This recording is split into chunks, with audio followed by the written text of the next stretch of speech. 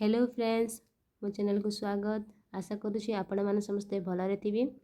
आज आम ये भिडियो गोटे ओएबी रु अन्य ओएबी को छात्र छात्री को स्थानांतर बा ट्रांसफर ऑफ स्टूडेंट किपरि करि परिबे ताहा जानिबा। तो भिडियोटी को स्टार्ट करने पूर्व जो मैंने मो चैनल को सब्सक्राइब करना चैनल को सब्सक्राइब कर दिंतु जहाँद्वारा आपण मैंने मो आगामी भिडियो नोटिफिकेशन पाइपर। और जब भिडियोटी पसंद लगे भिडियोटी को लाइक करदेवे और सांग मान को शेयर करदेवे। चलते भिडियोटी स्टार्ट करिए। तो ये हूँ ओडिशा आदर्श विद्यालय नाम लेखा निमंते मार्गदर्शिका और गाइडलाइन। तो ये गाइडलाइन रे देछि देखिबा कौन देछि किपरि करि परिबे। क्रमांक 8 रे लेखा आइछि।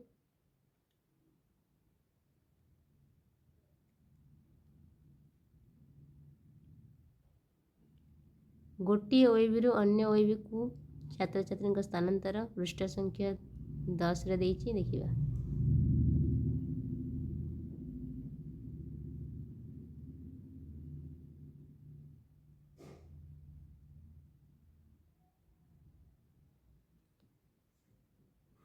तो स्क्रीन पर देखि पारथिबे गोटे ओएबी रु अन्य ओएबी को छात्र छात्री स्थानांतर ट्रांसफर ऑफ स्टूडेंट।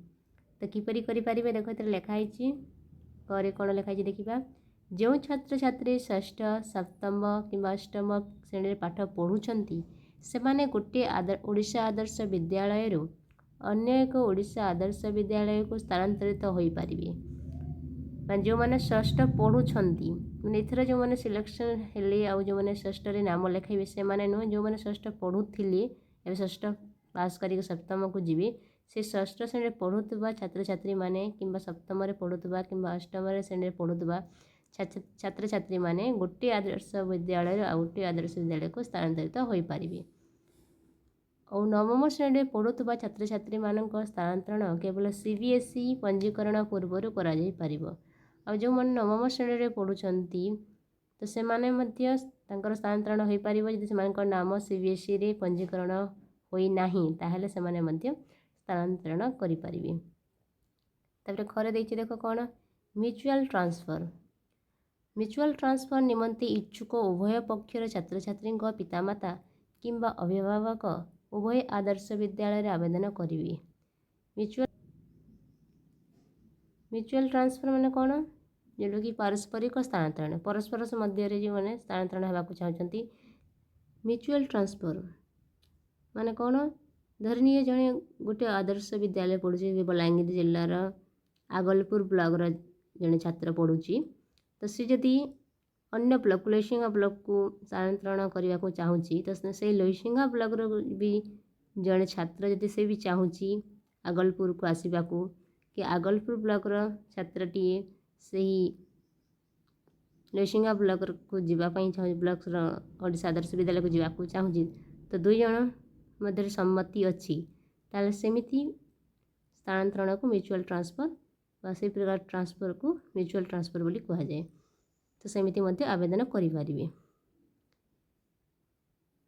उभय आदर्श विद्यालय अध्यक्ष उक्त छात्र छात्री सामाजिक वर्ग और श्रेणी जांच करिवा परे उभय पक्षर समस्त तथ्य और दस्तावेज निम्न मते अनुमोदन पई पठेइबे। तो उभय आदर्श विद्यालय जो दुई आदर्श विद्यालय छात्र छात्री स्थानांतरण हेबाकु चाहूछंती तो सेई आदर्श विद्यालय अध्यक्ष से उभय आदर्श विद्यालय अध्यक्ष जे कि प्रिंसिपल से उभय छात्र छात्री वर्ग कैटेगरी क्लास जांच करिया पर अनुमोदन पई पठाइबे। तो कौन कौन करेंगे जांच से तले देखा समान जिला भितर होते जिलापाल अनुमोदन पई पठाइबे। तो से समान जिला भितर जैसे से बलांगीर जिलार आगलपुर ब्लॉक रू लोहिसिंगा ब्लॉक को जावाक चाहूँ जिला भितर है गोटे जिला भितर तो से जिलापाल अनुमोदन पई पठाइबे। प्रिंसिपल जिलापाल अनुमोदन पई पठाइबे। दुईरे देखिए गोटे जिलार अन्य जिला को होइतिले निर्धारित समय मध्य राज्य प्रकल्प निर्देशक ओडिशा आदर्श विद्यालय संगठन को अनुमोदन निमंते पठाइबे। यदि गोटे जिलार अन्य जिला को चाहूबे धर बलांगीर जिलार जो कंधमाल जिले में पढ़ा चाहूँगी कंधमाल जिलार आदर्श विद्यालय तेल सेमिति क्षेत्र में अध्यक्ष राज्य प्रकल्प निर्देशक को अनुमोदन निमंते पठाइबे।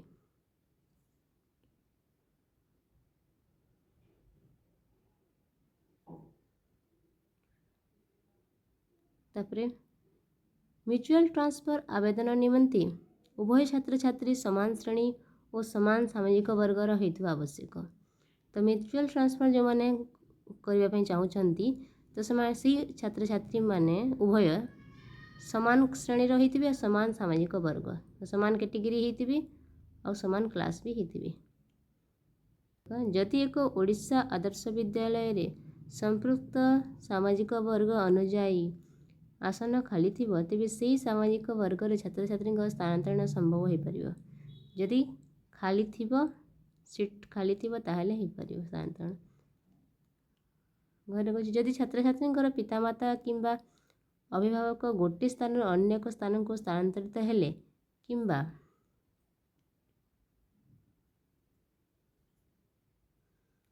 छात्र छात्री शिक्षार अभिवृद्धि को दृष्टि रखी छात्र छात्री मानकर एक ओडिशा आदर्श विद्यालय अन्य को स्थानांतरण करा क्यों मैंने स्थानांतरण हो पारे जदि जेकोसी छात्र छात्री बापा माँ कि अभिभावक गोटे स्थान अन्य स्थान को स्थानांतरित होती ट्रांसफर होती ताहले कि छात्र छात्री शिक्षार अभिवृद्धि को दृष्टि रखी गोटे आदर्श विद्यालय अन्य आदर्श विद्यालय को स्थानांतरण करा।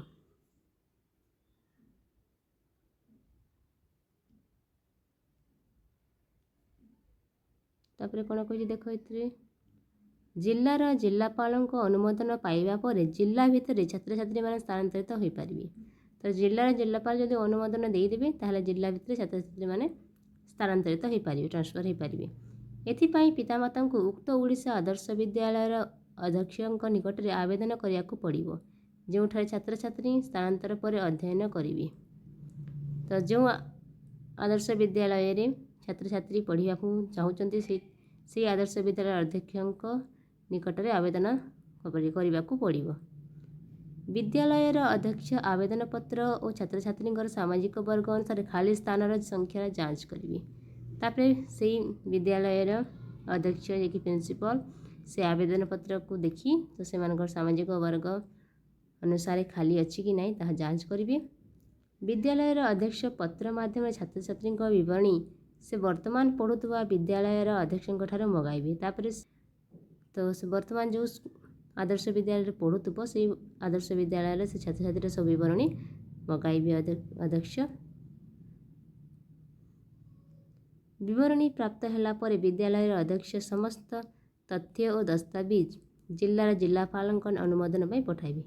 तापर से सब विवरणी प्राप्त कला प्रिंसिपल से समस्त तथ्य को और सब दस्तावेज जहाँ डॉक्यूमेंट थी सब जिलार जिलापाल अनुमोदन पाई पठाइबे।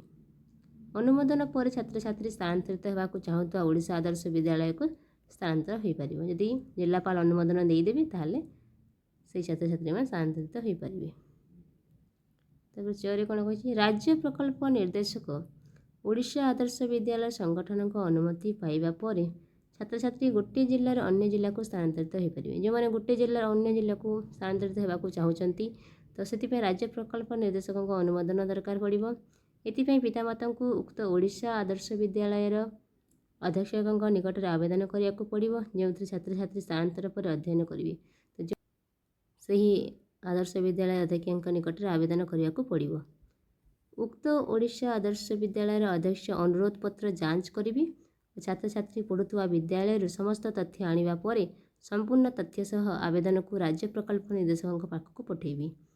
ये क्षेत्र भी सेमिति आदर्श विद्यालय से अध्यक्ष ही सबू से छात्र छात्री सब विवरणी बा से डाटा राज्य प्रकल्प निर्देशक पाखक पठेबी। राज्य प्रकल्प निर्देशक जे कि स्टेट प्रोजेक्ट डायरेक्टर तंकठारु अनुमोदन पाइबा पर छात्र छात्री पढ़ुवा ओडिशा आदर्श विद्यालय अध्यक्ष संपृक्त छात्र छात्री को स्थानांतरित प्रमाणपत्र व टीसी दे पारिबे। अनुमोदन पत्र ईमेल माध्यम रे वर्तमान पढ़ुवा और पढ़ा को चाहूवा आदर्श विद्यालय अध्यक्ष मान को जणाई दिज्व। तब ईमेल माध्यम रे ताहाकु जणाई दिज्व। तो ईमेल पठाइबार ठिकाना भी दिया। ईमेल पठाइबार ठिकाना होची ovsbbsr.od www.ecom.gov.in। ତା ଛରେ କ'ଣ କହିଛି ଦେଖ, ଦଶମ ଏକାଦଶ ଦ୍ୱାଦଶ ଶ୍ରେଣୀରେ ପଢ଼ୁଥିବା ଛାତ୍ରଛାତ୍ରୀ ଗୋଟିଏ ଓଡ଼ିଶା ଆଦର୍ଶ ବିଦ୍ୟାଳୟରୁ ଅନ୍ୟ ଓଡ଼ିଶା ଆଦର୍ଶ ବିଦ୍ୟାଳୟକୁ ସ୍ଥାନାନ୍ତର ପାଇଁ ଯୋଗ୍ୟ ନୁହନ୍ତି, କାରଣ ସେମାନେ CBSEରେ ତାଙ୍କର ନାମ ପଞ୍ଜୀକରଣ କରିସାରିଛନ୍ତି। ତ ଦଶମ ଏକାଦଶ ଦ୍ୱାଦଶ ଶ୍ରେଣୀ ଯେଉଁମାନେ ପଢ଼ୁଥିବେ ସେମାନେ ଗୋଟିଏ ଆଦର୍ଶ ବିଦ୍ୟାଳୟ ଅନ୍ୟ ଆଦର୍ଶ ବିଦ୍ୟାଳୟକୁ ସ୍ଥାନାନ୍ତରିତ ହୋଇପାରିବେ ନାହିଁ, କାହିଁକିନା ସେମାନେ CBSEରେ ତାଙ୍କର ନାମ ପଞ୍ଜୀକରଣ କରିସାରିଛନ୍ତି, ସେଥିପାଇଁ ସେମାନଙ୍କର ଟ୍ରାନ୍ସଫର୍ ହୋଇପାରିବନି। ତ ଚାରି କହିଛି, ପ୍ରତିବର୍ଷ ନାମଲେଖା ପ୍ରକ୍ରିୟା ସମାପ୍ତ ହେବାର 1 ମାସ ମଧ୍ୟରେ ଛାତ୍ରଛାତ୍ରୀମାନଙ୍କୁ ସ୍ଥାନାନ୍ତର ଅନୁମତି ଦିଆଯିବ ଏବଂ ଏହାପରେ ଆଉ କୌଣସି ଅନୁରୋଧ ଗ୍ରହଣ କରାଯିବ ନାହିଁ। ତ ନାମଲେଖା ମାନେ ହୋଇସାରିବା ପରେ 1 ମାସ ମଧ୍ୟରେ ହିଁ ସ୍ଥାନାନ୍ତରର ଅନୁମତି ଦିଆଯିବ, ତାପରେ ନୁହେଁ। ତ ସମସ୍ତ ପ୍ରକାର ନାମଲେଖା ପ୍ରକ୍ରିୟା ସମାପ୍ତ ହେବା ପରେ କୌଣସି ଓଡ଼ିଶା ଆଦର୍ଶ ବିଦ୍ୟାଳୟର ଅଧ୍ୟକ୍ଷ ପିତାମାତାଙ୍କ ସ୍ଥାନାନ୍ତର ଅନୁରୋଧକୁ ସଂଗଠନକୁ ପଠାଇବେ ନାହିଁ।